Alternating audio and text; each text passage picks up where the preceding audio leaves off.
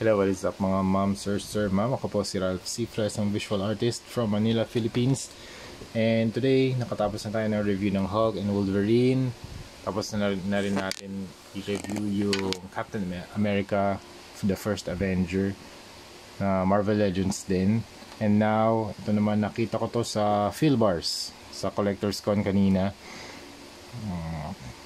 Si Archangel, 998 pesos only.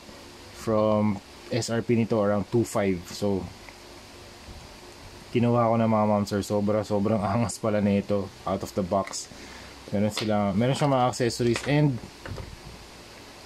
3 extra heads, and look at the wingspan. Grabe, ito talaga yung sobrang angas na na accessory niya, yung wings.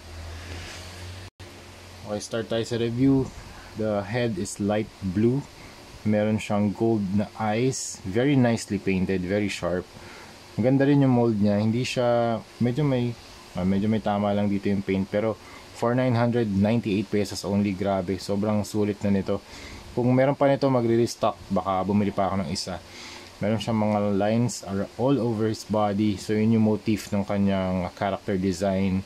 You have the blue body, red na segments chest, and lines all over his body. Tapos meron pa siya dito red sa kanyang toe, and you have the massive wings.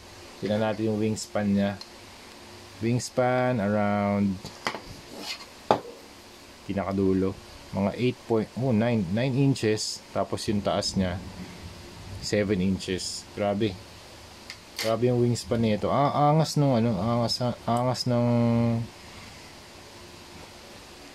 ang ganda ng attachment niya sa likod. So articulated din siya. And also you have two layers of wings. So meron dito sa likod yung maliit lang, and you also have the large part.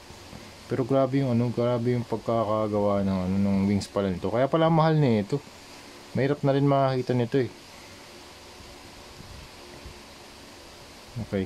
Yung mga accessories niya, hindi ko alam kung kaninong accessory to, pero I think this is some kind of a machinery na baka arm or attachment na some kind of a claw mechanism na pwede yan kinakabit. May peg din dito eh, siguro kamay ito or attachment, not sure.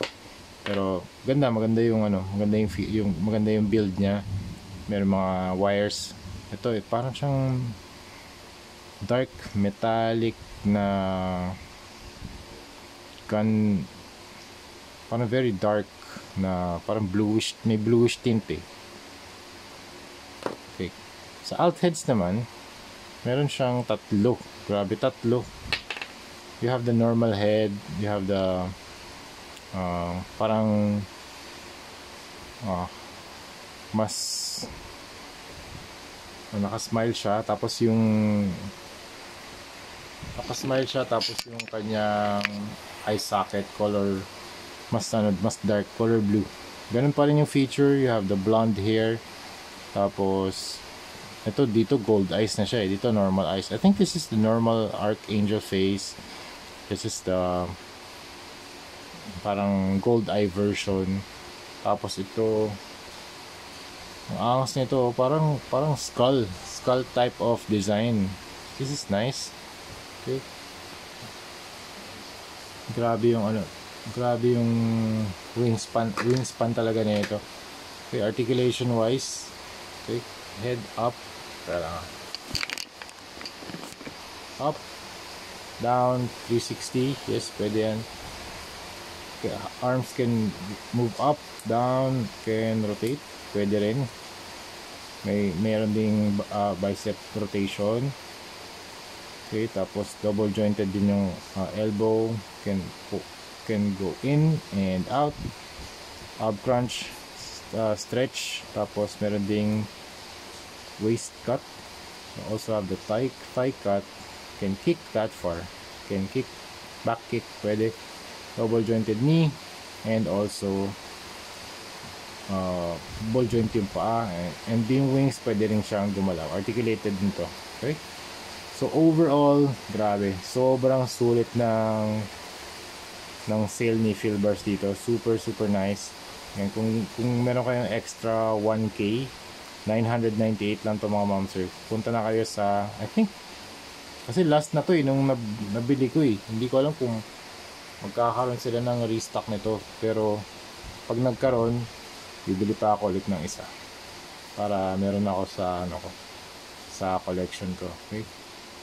Alright, ang ganda kasi ng ang ganda ng wings niya. Kulay silver and very metallic. That's very nice. Ang ganda ng contrast ng metallic dito sa body niya na blue and matte. So yun lang mga ma'am sir. Thank you very much for watching and see you sa next video. Bye bye.